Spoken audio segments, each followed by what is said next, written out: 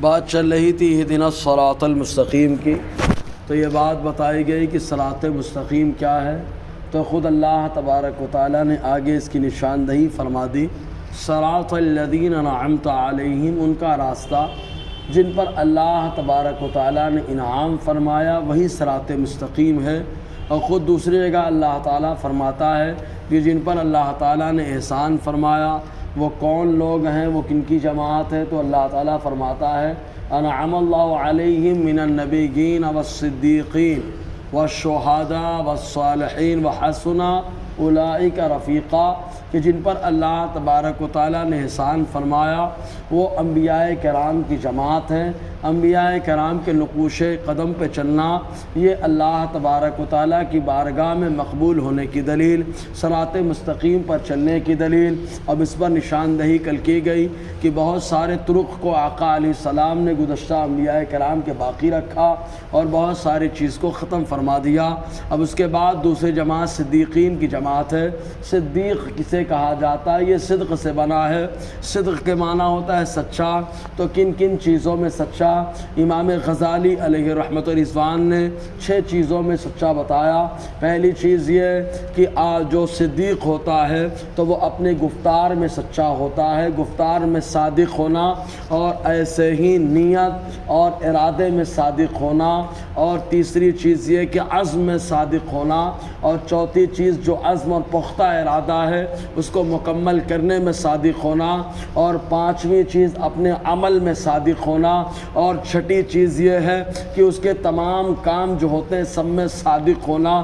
تو یہ صادق ہونے کی دلیل ہے کہ آدمی کا ایک ایک فعل اس کے سچائی اور اس کے صادق ہونے کی دلیل بن جائے، رہنمائی کرے۔ تو صدیق وہ ہوتا ہے جو سچ بولتا رہتا ہے۔ خود حدیث پاک میں آیا، حضور صلی اللہ علیہ وسلم نے فرمایا انسان سچ بولتا رہتا ہے یہاں تک کہ اس کو صدیقین میں لکھ دیا جاتا ہے۔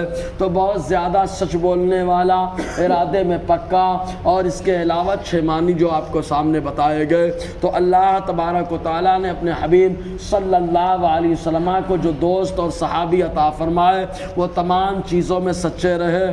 یہ اور بات ہے کہ ان کی جماعت صدیقین کی جماعت کہلاتی ہے، اور ان میں جو بڑا ہے وہ صدیق اکبر حضرت ابوبکر صدیق کو کہا جاتا ہے۔ اور ایک صدیق کا معنی یہ ہوتا ہے کہ جیسا وہ کہہ دیتا ہے اللہ تبارک و تعالیٰ ویسا کر دیتا ہے۔ بہت ساری روایتیں ایسی موجود ہیں۔ تو صدیقین کی جماعت جن پر اللہ تبارک و تعالیٰ نے انعام و احسان فرمایا۔ اور تیسری اور یہاں پر مراد کیا ہے؟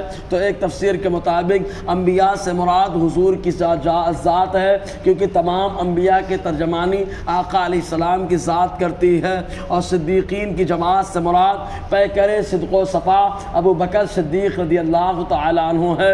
اور تیسری جماعت شہداء کی جماعت۔ ویسے تو جو راہ خدا میں شہید ہوتا ہے وہ ہر ایک مرتبہ عظمیٰ کو پا لیتا ہے، لیکن یہاں پر خاص کون سے شہداء مراد ہے؟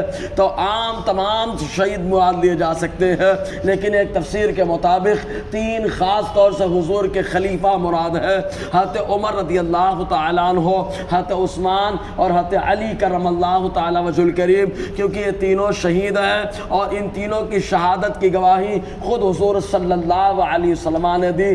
کبھی ایسا ہوا کہ حضرت عمر اور عثمان کو ساتھ میں رکھا، اور کبھی عثمان و علی کو ساتھ میں رکھ کر آقا علیہ السلام نے شہادت کی نشاندہی فرمائی۔ حضور صلی اللہ علیہ وسلم احد کی پہاڑی پہ جلوہ افروز ہے ایک روایت کے مطابق، اور دوسری روایت کے مطابق حرا کی پہاڑی پر ہے، اور تیسری روایت کے مطابق جبل ابو قبیس پر اللہ کے نبی صلی اللہ علیہ وسلم جلوہ بار ہے۔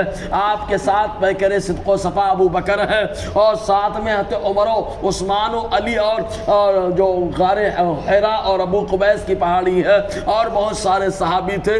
اور احد کی پہاڑی والی روایت میں خالی 3 صحابی حضرت ابو بکر، عمر اور عثمان، یہ تینوں موجود۔ احد کی پہاڑی ہلنے لگی، اور دوسری روایت کے مطابق حرا اور ابو قبیس کی پہاڑی ہل رہی ہے۔ آقا علیہ السلام نے قدم ناز سے مارا، اور مار کر کے ارشاد ارشاد فرمایا اے احد ٹھہر جا، اور دوسری روایتوں میں فرمایا اے حرا تو ٹھہر جا، اے جبل ابو قبیس تو ٹھہر جا، اس لیے کہ تیرے اوپر ایک نبی جلواگر ہے اور ایک صدیق جلواگر ہے، دو شہید ہے۔ تو دو شہید حضرت ابو عثمان اور حضرت عمر رضی اللہ تعالیٰ عنہ کو حضور نے فرمایا۔ تو شہداء کی جماعت سے مراد یا تو عام تمام شہیدوں کو لیا جا سکتا ہے، اور یا تو خاص ایک تفسیر کے مطابق 3 شہیدوں کو لیا جا سکتا ہے، حضرت عمر شہید، حضرت عثمان شہید، اور حضرت علی کرم اللہ تعالی وجہ الکریم شہید۔ خود حضرت علی رضی اللہ تعالی عنہ کی شہزادی ہے جن کا نام ام کلثوم ہے، ان سے نکاح حضرت عمر نے بعد میں فرمایا تھا، اور نکاح کرنے کے بعد آپ نے فرمایا لوگوں سنو، خالی اس لیے میں نے نکاح کر لیا ہے تاکہ روز محشر حضور نے فرمایا سب کا حسب اور نسب ختم ہو جائے گا سوائے میرے کہ میرا حسب بھی اور نسب بھی باقی رہے گا، تو اس لیے میں نے نکاح کر لیا تاکہ روز محشر حضور کے رشتہ داروں میں اٹھایا جاؤ۔ تو حضرت ام کلثوم فرماتی ہے میں کبھی بھی فجر کی نماز کو نہیں بھول سکتے، اس لیے کہ فجر کی نماز پڑھانے کے لیے میرے شوہر عمر گئے اور مسجد میں ان کے اوپر حملہ ہوا، اور فجر کی نماز پڑھانے کے لیے میرے والد حضرت علی کرم اللہ وجہ الکریم گئے اور کوفہ کی جامع مسجد میں ان پہ حملہ کیا گیا۔